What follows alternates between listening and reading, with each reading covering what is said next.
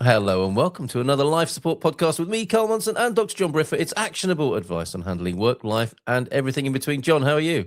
I'm very good, thank you. Excellent. You've been busy traveling? Anything interesting? I have done a bit of travel this week. I've been mainly in London, Right.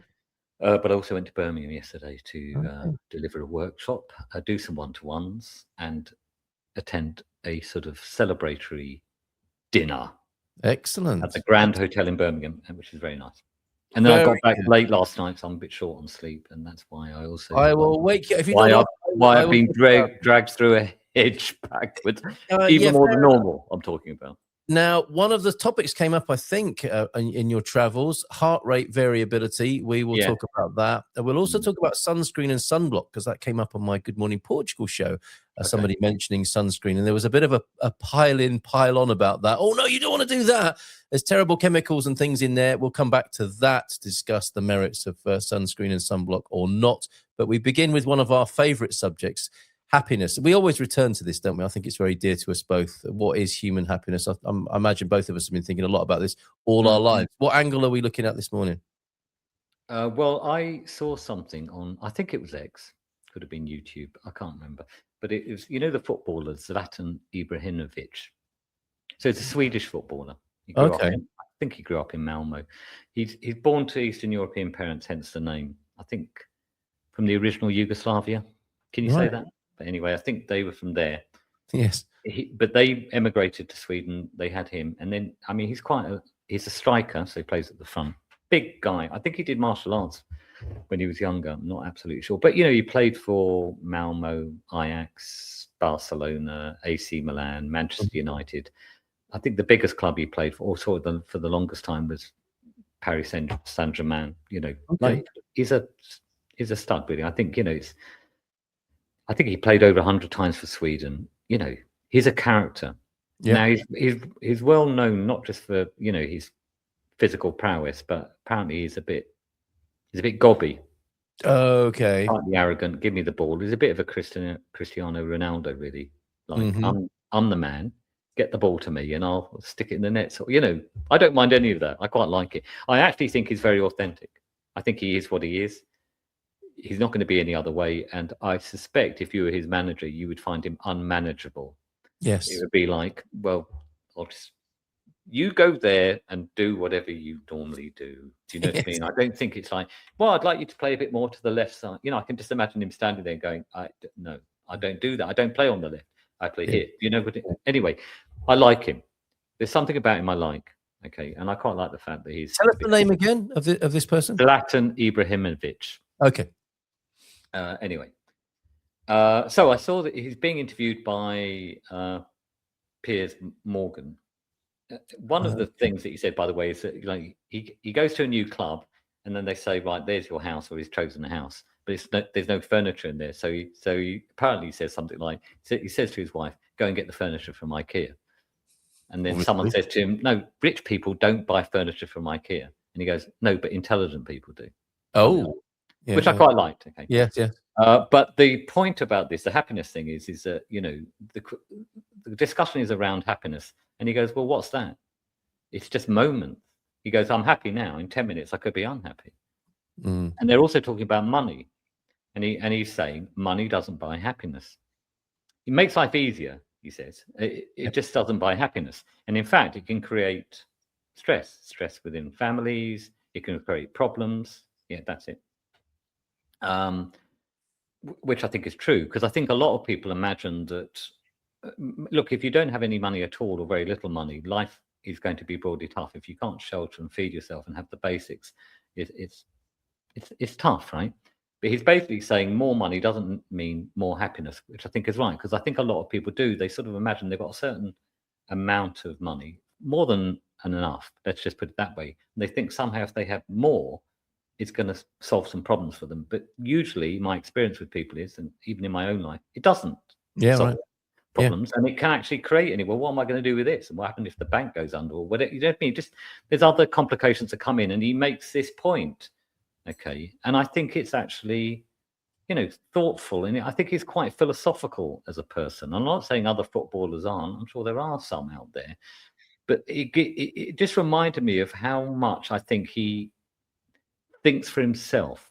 Does that make sense? He's not going to run with the herd. I'll make my own decisions. And if I want to get my furniture, this mansion in Milan or whatever, in IKEA, we're going to do that. I don't care. There's the other thing. I don't care what other people think about it. Do you see? So there's a whole bunch of things he said literally in just 2 or 3 minutes where I went, yeah. Not what I'm normally like, which is, oh, stop talking utter rubbish, whoever it is. I'm just like nodding along, going, yes, I think you're right. Yes, that's a good point. But the point is this idea that happiness is not a permanent state.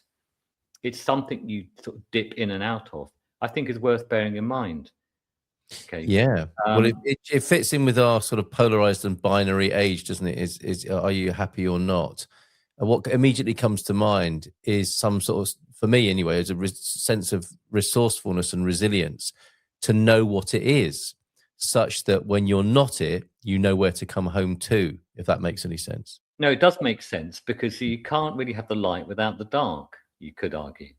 Yeah, I've often wondered about that. In my heart, I don't want that to be true, but it is. It's almost like it resonates with the laws of physics, doesn't it? That, you know, we are in a polar, in some sense, you know, we are in a polar world. I think that's gone too much into politics and psychology and away from the natural reality of life, which is night and day, up and down, and those are the dynamics that govern our existence.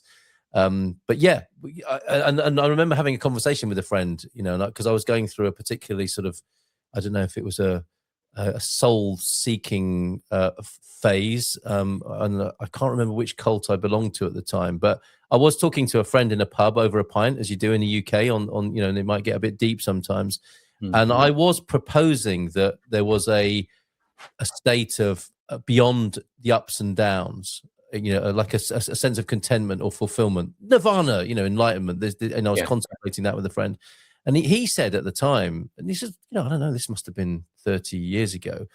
You know, what's wrong with life's ups and downs? And the obvious thing to me to say was the downs, which, you know, I think is evidently true. It's not much fun being in the downs, but I do take the point, you know, without the downs, perhaps we can't define the ups so clearly. But I do maintain that we need to know what happiness is for each of us, so that it's a short journey home when we're not there. Yes, yeah. So, you know, I suppose, sounds like your footballer's got that as well, right? Well, first of all, I love the honesty of it, because I think sometimes, you know, there's a tendency, particularly when you're famous and you're on a public stage, to present a version of you that isn't really you. You know what I mean? And all of us do it to some degree, I'm sure. But he strikes me as someone who just has no insecurity about revealing who he actually is and what he thinks. Yeah. And I like that. But I also like the relatively deep thinking, the philosophical nature of his, you know, in that conversation, the communication is quite philosophical. What is happiness? Well, it's moments. Yeah. You know, and if you ask someone, are you happy? They'll probably say yes. They probably would. But actually, a much more sophisticated and probably accurate answer is, well, it depends. Yes, that's a very depends on what happened. It might very Portuguese response as well. It could. You know, I might be now, but as he mentioned, you know, in 10 minutes, I might not be. What is it about Piers Morgan? Because I remember seeing the Djokovic, Novak Djokovic interview with him. I don't want to like Piers Morgan for some reason, and I don't know why. And this isn't maybe the place to discuss it. But his interview with Novak Djokovic was outstanding as well, going into similar sort of territory with, I think, perhaps a similar, very straightforward man who's really lived life and been up against it and faced, you know, public, you know, a real test of a man, I suppose, to see how you cope under that terrible public scrutiny, as both of these men have, Zlatan and Novak. Yeah. And it's very moving, the interview. I found it very, very helpful. So I don't find Piers Morgan likable. I think that's probably what you're referring. It's just not that likable. He's slightly, there's a slight smugness to him. Yes. Do you know what I mean? I don't know what it is exactly, and he's not that easy to like. Okay, No. but I do think he has the ability to, as we're alluding to here, draw out the best of people actually, Yeah, he's and done it enough. let them Yeah. be. And actually, Novak Djokovic is a classic example of this, because I think he's very similar Yeah. to Zlatan. He's very much his own person, Yeah. Yeah. and he doesn't really. I think he genuinely doesn't really care. I'm sure he's got sponsors that go, "You can't say that." Yeah. Yeah. And he just does it anyway. I think Yep. he, Yep. he's free. That's what I think about him. He's Evidently. free, and Evidently. you can't. And both of them as well. You can't argue with the results. The reason Yeah. we're talking about them is because they're both Yeah. Yeah. incredibly successful, like Yes. top of their game. Excuse Yep. the pun. Okay, Yeah. both of them have been, not now, but were.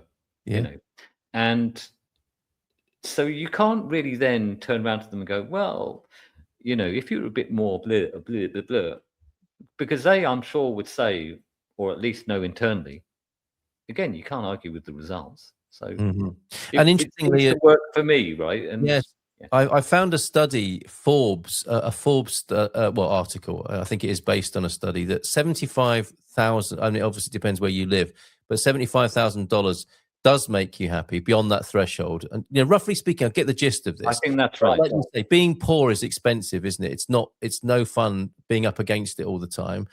And there's an amount you get to, I guess, and you have to sort of ratio that with your lifestyle. But there is an amount of comfort. Yes, yeah, And then that's it's a right. diminishing return, isn't it? I think, as you were alluding to as well, there are other studies that show that beyond a certain amount, extra money doesn't make you any happier. In fact, it can increase anxiety and create more money, more problems, as it were. So there is a sweet spot with this, Yeah. for sure.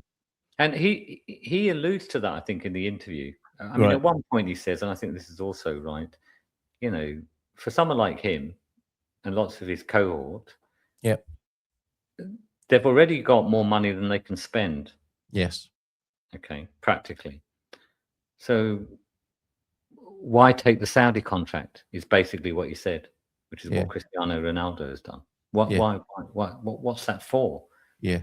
Why are you doing it? And I suppose we can make an argument it's for our children, whatever. But even there, Yeah. they also, if you call it quits now, a lot of them obviously have way more money than they'll need. And Yeah. the cycles, So this is part, I suppose, of, something I mentioned before, what's called the hedonic treadmill. That you have an aspiration, you have a goal you'd like to fulfill, you're striving for something. Why? Because you probably haven't defined this, but at the base of this, you're thinking, I'll be happier. Mm-hmm. Mm-hmm. Or particularly, and this is where the trick is, I'll be happy. Yes. Okay, but the problem is, of course, is that most people, when they achieve the thing that there's, even if they do, sometimes they won't, but if they do, that feeling of reward and achievement, the payoff, if you like, use the pun, is fleeting. Yes. And so now it's the next thing.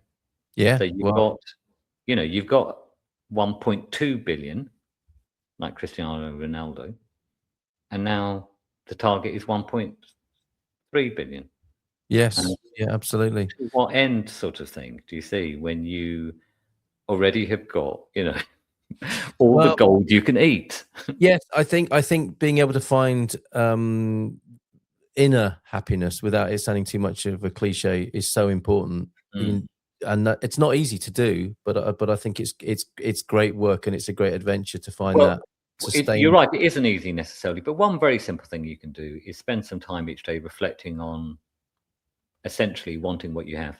Yes. Not going about having what you want, just wanting what you have. Okay, so what do I have already around me? And I'm not talking about financial and material riches, just could be that. Okay, I live in this house, or I live in this location, or whatever.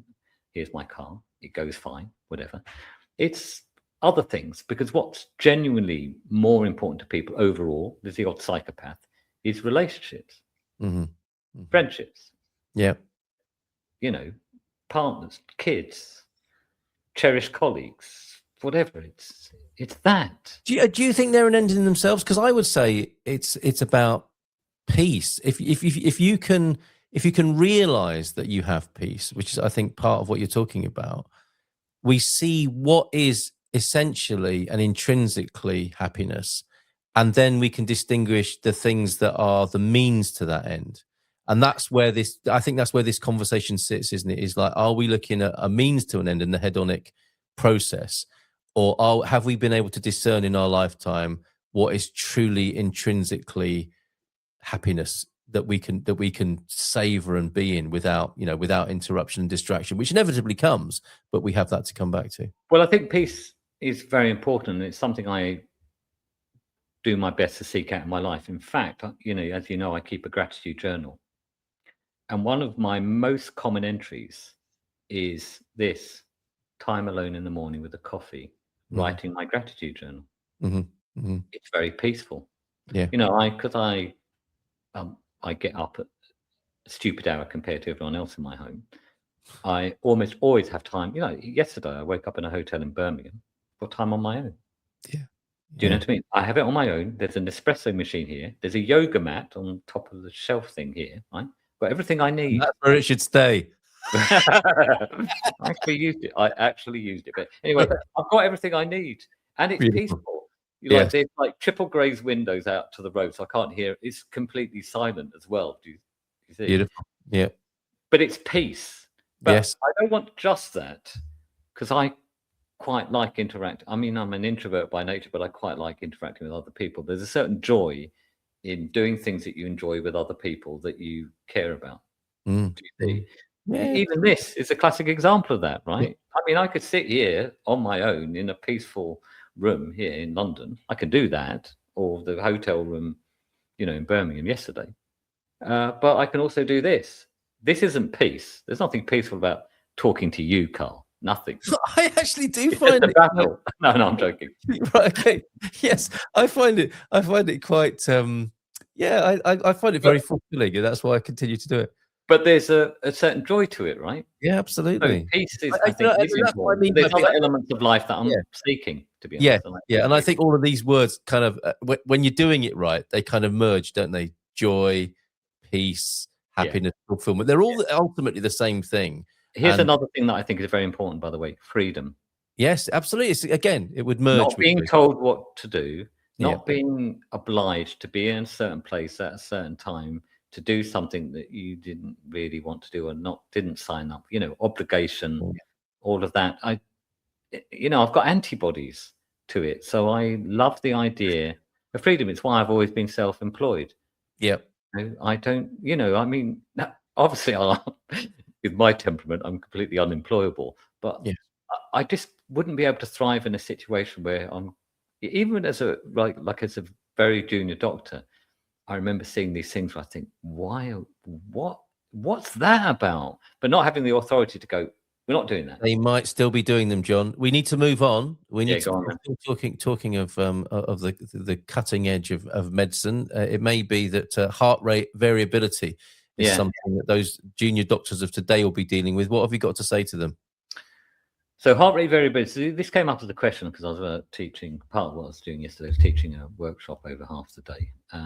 And one of the delegates asked, she said, I have an Aura ring, which I have, by the way. This is a activity and sleep tracking ring, okay? No affiliation. I didn't know what that was, an Aura ring. It could be all sorts of things. And it's a bit of a word for the youngsters, isn't it? Aura, lots of aura. Oh, aura farming, are you talking about? No, I'm lost now. But there are so many things going on. Aura rings, cheap puns, aura farming, kids saying, wow, you got a lot of aura. How does that relate to heart rate availability? I need to look up all these terms that, lux maxing, mogging. 6, 7. I need to look at, I need to. Skibbity riz. I'm gonna have to, when I get home to Portugal later today, I'm going to ask my daughter to say, what the heck is that? Yeah. Anyway, so the Aura ring monitors sleep, activity, and whatever. But one of the metrics that it looks at is something called heart rate variability. Oh. What actually is that? So let's imagine your heart is beating at 60 beats per minute.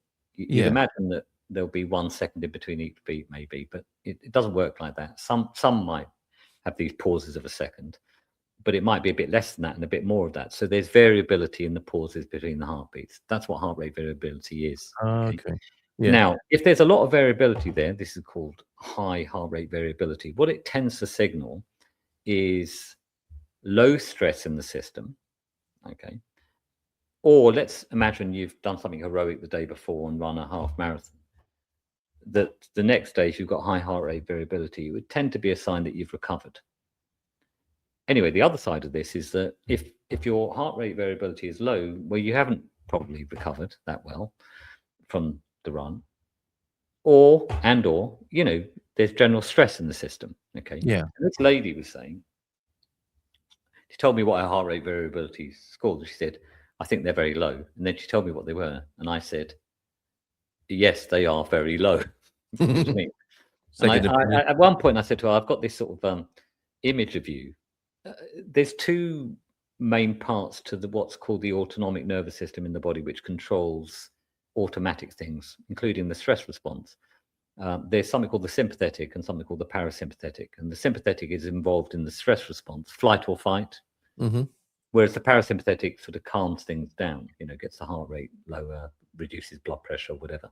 So you can think of the sympathetic a bit like an accelerator, gas in a car, whereas the parasympathetic is more like a brake. Okay.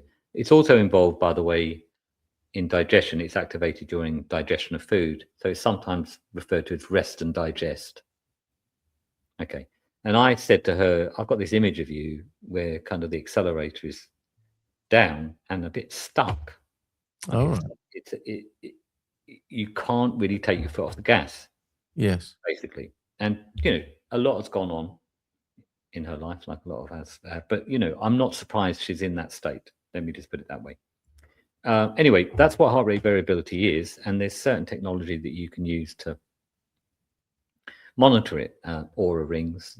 There's something called a Whoop band, which sort of amateur athletes quite like. Garmin watches. Almost all of the Garmin watches. It's all very good tech, but it gives you an idea of, look, have you recovered? Are you stressed? Whatever, and that can be useful. But the key thing is, well, what can you do to improve heart rate variability and recovery? But one of the simplest ways, by the way, of improving heart rate variability is through control of the breath. There's this direct communication basically between the brain and stress as it's sensed there and our breathing. And some of the things that can be helpful here are, number one, breathing more slowly. Just that generally improves heart rate variability. So you can do exercises where instead of breathing at, 12, 14, 16 times a minute, as we probably are now, you just for a few minutes take your breathing down to 6 breaths per minute. Just that. Mm-hmm. An extended out breath is generally calming to the system as well compared to the in breath. So breathe in for 3, out for 7, for example. Breathing into the abdomen, into the belly, can be helpful here. And look, there's lots of different techniques that you may use, but anyway, the point of this discussion is to explain what heart rate variability is and what role it might have in helping people understand and manage themselves. It's another angle, isn't it? When did it come into common consciousness or medical consciousness? I think originally probably 25 years ago, 30 years ago. Some of the pioneers in this area, by the way, there's an American organization called Heart Math. Oh, yeah. And Heart Math, actually, I think they really were the pioneers in this area. I mean, I may have missed something. Do you know what I mean? Sometimes you don't know what the origin of something really is, but they really, I think, put a sort of fire under this and really got the idea going. But they also have tech that can be quite useful. So they have, for example, an app, I think it's called Inner Balance, and they have I've got one of these, but it's in Portugal. But basically, it's a sensor that clips to the ear. It's monitoring the heart rate, and that sends a signal to the app, so you can see in real time, in addition to other information, what your heart rate variability is actually doing in the moment, right? Yes. Now, why that is useful is because you can actually use that technology to learn how to self-regulate. Results in real time. In real time, yeah, very good. And that's really quite helpful because it's helpful to know what your heart rate variability did overnight after your half marathon. Yeah, sure, that's helpful. But knowing how to manage your state in real time, I think, is even more helpful than that. And again, what heart maths teach, I mean, there are certain psychological things you can do, gratitude being one simple thing, or just expressing love. Think of someone you actually care about a lot and send them love. That's one of their techniques, okay? Yes. But a lot of it is based around breathing again. Very In good. their Very case, they teach something called a coherent breath, where you yeah. breathe for Yes, 5 yes, yes. seconds and out for 5 seconds, in for Yeah. 5 seconds. It's that. You say, well, what's that going to do? Well, have a look at if you ever get it, the app, and use the sensor, and you'll see in real time, it has a dramatic effect usually on your heart rate variability, and something else called coherence, which we won't get into now. But that can be done in groups as well, can't it? Yes, it can. They yeah. do that. They do group coherence and heart rate variability sessions as well. Yeah. Love that. I love where that's heading. We can't go into it now. And Aura rings. I must learn more about that. OURA, no Yeah, affiliation. I looked that up, and maybe we can talk about that, and or maybe sort of more generally useful sort of health tech tip Can of I the tell week. you a quick synchronicity thing? Yeah, go on. So I was in Copenhagen recently, as you know, and a couple of days before, I'd noticed that my Aura ring, which I've had for about 18 months, the battery, because normally you charge it, when you get it, you charge it and it lasts for a few days, 5 days, something like that. Right. And it had gone down to about a day and a half. I've had this before with Aura rings, by the way. And so I had a chat with their chat bot, and I said, this has happened. And he says, right, we'll send you a new ring. Okay, that's fine. So this is one day. Now it's the next day, and I'm in Copenhagen. Okay. And I am walking in a sort of shopping sort of area. And I've made this request the day before. And I walk past the shop, and it's called Aura, spelt the same, OURA Studio. It's in like an interior design shop, basically. And I see that, and in my thought, in my head, I go, I wonder when my ring will come. And in my head, I'm actually thinking, well, a week would be about right, wouldn't it? Where's it coming from? America or Finland or whatever it is, okay? Literally half an hour later, a note comes in, like an email or whatever it was, saying your Aura ring has already been dispatched and it's being delivered today. That's literally the day after I reported the problems with my Aura ring. And when I got back to Portugal, there it was. Shout out to them and to Frodo Baggins as well. So the synchronicity obviously was the walking past a shop called Aura. Yes. Whoa. Well, that's how it's spelled. If you want to look that up, which I must do. I've not heard anything about this. I want to look into it. Let's finally then today, sunscreen, sunblock, yes or no? This came up by somebody actually said this on my breakfast show. Going out now, going to put some sunblock, sunscreen on. It kind of continues from the conversation I think that we've had about sunglasses fairly recently. I've never really been of sunglasses where don't really like to wear too much deodorant, don't like sunscreen. Am I on the right track with that? Instinctively, that I've done that. I've never really looked into it.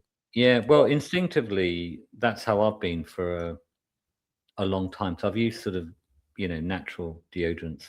I mean, forever, really, I think. Yeah. I mean, certainly in my adult life. But also, I have not used sunscreens from probably about age 20. So about 40 years, I've just not used them. I don't like them. I don't like the thought of them and whatever. But there is some evidence to suggest they're not the sort of panacea that they're presented as. Because, you see these... Have you seen those videos where they basically... they're using an infrared camera, I think. And then they get someone to put sunscreen on their face, and their face, which looks vaguely normal, then becomes completely black, like it's covered in tar.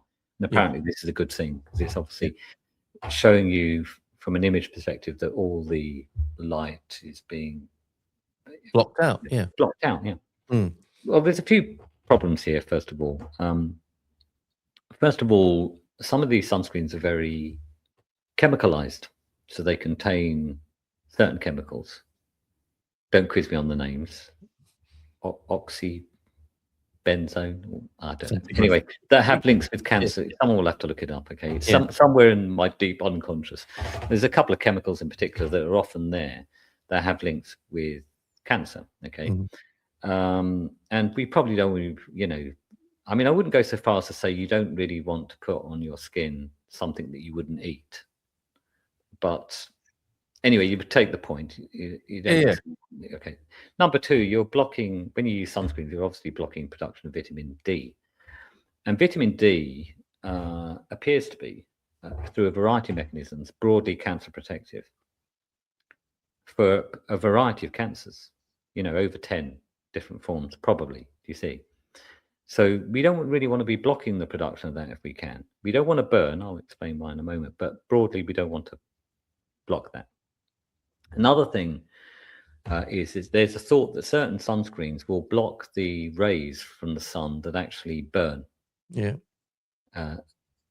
It's the ones that produce vitamin D as well. So UVB. But some people say, well, what that allows you to do is spend more time in the sun, allowing more UVA, which might be damaging through. You're actually potentially harming the skin through that mechanism. Yes. Are you with me? Mm-hmm. And in fact, a rather weird thing is that if you look carefully at the packaging of sunscreens, it will say this product shouldn't be used to allow you to spend more time in the sun. Mm-hmm. A bit like don't swallow this toothpaste. Yeah, but isn't that why people wear sunscreens? Well, it is. I mean, the more we've talked about this, the more reassured I feel. But so why would you have that warning there? Same with the fluoride. Why is it there? Yeah, the premise is all wrong, isn't it? As in hiding from the sun. You know, that we've been brought up on that, haven't we? It's one of these. I love it when we challenge one of these great cultural myths of modern times, and one of them is like, be afraid of the sun, be very afraid. Like, we're nothing without the sun, are we? Essentially we're nothing without the sun, and to be respectful of it is right, to worship it is right, but to turn it into like an Old Testament god that you should cover yourself from, and go out in it, yes, but cover yourself up from it. It's just it's all the worst of rational industrial modern thinking to me. So I know, and remember, we are outdoor animals. Yeah. And you could argue that one of the reasons that we don't have that much hair on us is because of the need for vitamin D. You could also argue that one of the reasons why through evolution we got paler and paler as we went further and further north was so that we could make the best use of what sun was available to us, because as you may know, the darker your skin overall, the less vitamin D you make for a given amount of sunlight. Okay. Yeah. Plus there's evidence, we know this, that there's certain wavelengths of light, infrared, so at the other end of the spectrum, longer wavelengths of light, actually generate something called ATP, the basic sort of currency of energy in what are called the mitochondria in the cells, the engines within the cells. Yeah. You can actually make energy through sunlight exposure. Okay. And you don't want to keep yourself out of that either. Now, I don't think burning the skin is a great idea and overexposing yourself. And even though I never use sunscreens, I haven't done for years. By the way, the more sunscreens you use, the more you need to use them, you could argue. Yes. Because your skin actually never gets used to sun. You don't build up a sort of what you might call a solar callus. You know what I mean? Yes. Yeah, very good. Yeah, it's not my term, but there is a term out there, solar callus. Well. Yeah, so the thing is that you don't want to burn. So how would you manage that in real terms? I think the best thing to do is seek shade at appropriate times and wear appropriate clothing. So not to do the protection chemically, but just do it physically. Okay. Find some physical way of doing that. So, like every other Portuguese person, not that I'm Portuguese, but everyone else in Portugal, I have a hat. I've got like a straw hat that I wear in the summer. And even if I were like out in the middle of the day, I will be wearing a t-shirt. Okay. Because I don't want to burn my shoulders. You'll notice this if you go onto the beach in Portugal, everyone has a parasol. No one goes onto a beach in the middle of the summer and doesn't take a parasol, right? Unless they've You'll also notice they don't use sunscreen, do they? Do you see? The ones on the beach who the are tourists do that. Yes, exactly. That's what Portuguese, they don't use sunscreens. Yes, and you don't see shelves and shelves of it in shops, do you? Have you noticed? No, except for the tourists and the ones who are on the beach. And I was reminded of this because my daughter came over from England last summer, and she was giving me sunscreen to put on because she's on. This is the industrial result, I suppose, of our modern life is if you do have a week or 2 weeks to go and sun yourself, you feel quite obliged to go for a week or 2 weeks and sun yourself. Now that I said to her, I don't do this. I live here and I don't go and sit on the beach. I have a walk on the beach. I go to the beach at the end of the day or beginning of the day. When I come for lunch by the beach, I sit under an umbrella and wear a hat. And that, I'm quite sort of naturalized, localized in that way. And I understand why she was doing it, but it reminded me of why it was all so alien to me. And the idea of putting some chemicals on me to protect me from the sun, which I was going to sit in for several hours. That wasn't for me anymore. Yeah, I'm the same, by the way. When I go to the beach, the reason I'm at the beach is actually to go in the sea. Yeah. Now, Same I'm here. not there for long. Yeah. And you won't be in the sea where you are either, because it's Atlantic and it's even in the summer. It's pretty nippy. But the reason I'm at the beach is not to lie on the beach. I will lie on the beach to dry off or whatever, but I'm actually there to go in the sea. We're lucky, aren't we? Yeah. Yes. But I am, I suppose, like you, I'm a sun worshipper. Yeah. I'm just careful about protecting myself physically from the sun at times where otherwise I might burn. Because even someone of my complexion, so olive skin, Mediterranean, can burn. Of course I can. But I can't remember the last time I did burn. Yeah, same here. I think the last time I caught the sun was when my daughter encouraged me to be on the beach for longer than I would normally be there. Actually, on Monday, I met an old friend. I've known him since school. So we've known each other for 50 years, basically. And I met him for lunch in Highgate, down the road from here. And he got there before I did. And it's in a pub called The Flask. And there's an outside area. And he goes, sun or shade? I'm still walking there. I go, sun, like this. He's sitting in the shade. He's Irish. So he's not as blessed with melanin as I am. So obviously he's sitting in the shade. Actually done. But anyway, the sun's coming here. And this lunch goes on forever. Like it's like, we didn't eat. We had 2 courses. But basically we're there for 3.5 hours. And the sun is blazing on my face. Paramedic! Well, at one point I thought, I'm going to end up with like one tan side of my face and the other one much paler, and I'm going to look like and I said to him, I'm going to look like the Phantom of the Opera, The Phantom of the Opera, which he found funny. Yeah, thank you for that highlight. Yeah. Okay, that will be available as a short on the Life Support Podcast YouTube channel. But yes, there you go. So generally speaking, I mean, my view on this, for what it's worth, is I love the sun and I love to sit in the shade, loving the sun. And inevitably, I will catch the sun by walking about, going about my business, and I'm very fortunate to be able to do so on the beach and near the beach. You see behind me on the screen there. Yeah. But yeah, be careful. I mean, before we end, can I just make one point? This is quite important. Cool. Yeah. When we are assessing the effects of some treatment or other, or screening, mammography or sunscreens or whatever, usually what's happening is we are looking at the supposed condition that we're trying to prevent happening, or we're trying to save people from. So the whole point about mammography is that we're trying to prevent breast cancer, supposedly. Well, not prevent breast cancer, pick it up earlier, treat it better, have less women die of breast cancer. And there's a bit of me that sort of goes, yeah, okay, fine. But I'll tell you what is a better metric in my view.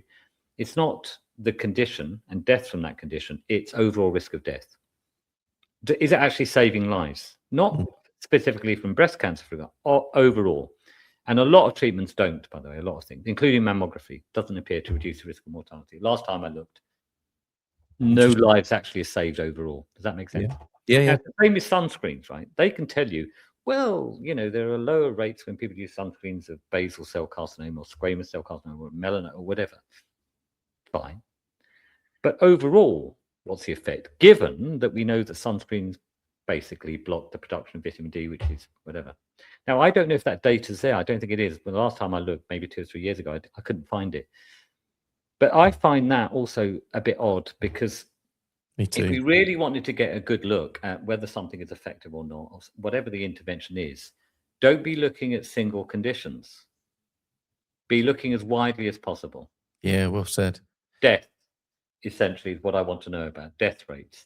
Yes. And I think a major failing of research, and I think sometimes this might be deliberate when we don't really want to, we don't want that data. Yeah. Let's stick to this narrow sliver of data here. But Yes. I think if we had more of that, people would be able to make much more informed decisions about whether this is right or wrong. Let me just put it this way. I don't know if there is data there. But I would not be surprised at all if we find that something like sunscreens does, reduce the risk of one or two forms of skin cancer, but either has no effect on mortality, or even worse than that, maybe. I don't know. I actually don't know, but at least we could ask the question. And you know what? It doesn't matter anymore, does it? Because people are conditioned to do it. Like a lot of things we talk about, the work is done, isn't it? The straw man, if you like, has been set up, and people have become superstitious. Their suspicion has been turned into superstition. So they're not looking at what you're talking about, the actual research that might be meaningful. They've just been told to do it. They've swallowed the idea, and they continue to do it, in this instance, year after year, without really questioning why they're doing it or looking at the original and most basic view of it. Just before you go, you reminded me of something, because I just mentioned mammography. At one point in America, there was like a educational campaign, like a public service thing around mammography, and the line was something like you'd have to have your brain examined, not to have your breasts examined. It's something like that. Very good copy. Beautiful. I mean, brilliant marketing, and great copywriting. I agree. But what's missed there is what I've just said, along with the fact that when you take a group of women and you expose them to mammography, you're also picking up a lot of things that, first of all, are harmless, that require further investigations and possibly treatment, or are cancer, but we're never going to cause a problem for that lady over the duration of her life. Okay. This is called overtreatment and overdiagnosis. Yeah. When does that get discussed? Here, I think. And it reminds me of that phrase, if you're well, you haven't had enough tests. I suppose it's another way. And I'm one of the few men, incidentally, who's had a mammogram. And I completely agree with women who say, if this was for the testicles, it would never have happened, right? It can't be comfortable. It's not. I've had it done. Yeah. Why have you got? As a teenager, I had a lump in under one of my nipples, and a doctor referred me. I think I can't remember but the funny thing is about it is I went for a biopsy, needle in to take a little bit of tissue. I was a woke house husband way before my time, John. We're talking about the late 80s here. I had my daughter with me for this procedure, and I had to say to her, Daddy's just having a little thing done here. You should look away right now. And I had this needle go in, and I'm sure people listening to this are like, and I am feeling that now. I had a mammogram on the same appointment, and I never got to hear the results even after that two painful procedures. It just passed. It was a sort of lumpy tissue. It was a cyst. Yeah, right. And it would have been a cyst, almost certainly. Yeah. Talk about overdiagnosis and overtreatment and all of that, right? Yeah. So men can get breast cancer. Yeah. But at that age, do you know what I mean? And couldn't they do something else, like an ultrasound? They have to do there's this thing, like, because something can be done doesn't mean it needs to be done. I remember someone, I can't remember who it was, at medical school saying, don't just do something, stand there. Yeah. Right. This idea that sometimes the best thing to do is nothing. Yeah. I say this sometimes to Sandra, and she thinks I'm completely mad. Time is generally a great healer. Isn't it? Of course, if something critical is going on, you're vomiting blood or, hemorrhaging out your rear end, or you've been run over in your legs. But a lot of things, okay, colds, flus, other infections, all sorts of things, just go. Time and rest. There's certain things you can do to accelerate that process, and certain things may not resolve, and they need, a bit more of a. By the way, that guy that I had lunch with, he had this persistent cough for weeks, and then I said, right, salt pipe, take some more vitamin D. And when I caught up with him at lunch, he said, I've not had a thing since I did that. Okay, so relatively minor interventions. He did present to doctors originally. I mean, proper doctors, not like me, who were all good for him, by the way. A bit like my, sort of mother-in-law, Sandra's mum, who had that persistent cough. Yeah. Get her on the salt pipe, whatever. By the way, I saw her recently in the cost back. Guess what? No salt pipe. Hey? Just do that then. Yes. You know what I mean? Yes. Why don't you just do the thing that seemed to get rid of the... Why that's a whole conversation for another time, isn't it? That does happen, doesn't it? And, my mother-in-law. I thought you were going to say, it's the healer's, what would you call it? The kind of the healer's curse in a way is when you help people, they often don't remember, do they? I think therapists have to deal with this constantly. It's like, how is that bad back or persistent cough? It's like, what bad back or persistent cough? The thing you told me about last time, I suggested you do that and you did it. Oh, yeah, that's right. It went. You never get a word of thanks. It's true, but I like that in a way because I like the fact that people have kind of transcended the issue. Yes. Yeah. To the extent that it's almost like it didn't really happen. Yes. Yeah. You see, but I like that. They're totally free of it. They're not going back. Oh, did I tell you about the time that I had? You can quietly know your work. They've moved on, and Yeah. I can sit there and bask in the glory of knowing that I've thrown another starfish back in the sea. Very good. What a lovely note to end on. John just walking along the shore barefoot with no sunscreen on, incidentally, just throwing starfish. Grounding. He's got his straw Getting hat the benefit of the negative ions that are coming off the waves as they... Yes, as the starfish is screaming, I don't want to go back in the water. Thanks, John. I will see you again next week.